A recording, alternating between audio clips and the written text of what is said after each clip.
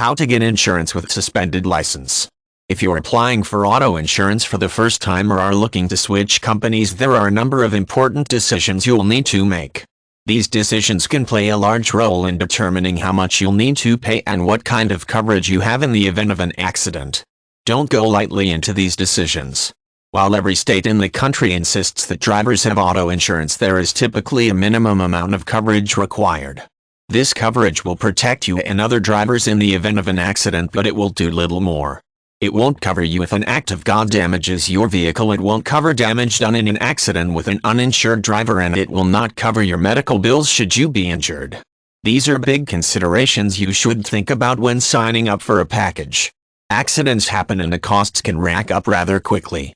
Don't get caught in a situation where your financial life goes into a tailspin because of something beyond your control.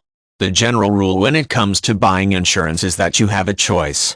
You can opt for a higher deductible, which will translate to a lower premium, or you can have the opposite. Which you choose is up to you.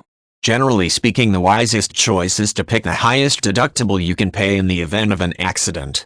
Having said that, don't pick a figure you could only possibly pay or you might be able to pay. Pick something you will definitely be able to pay.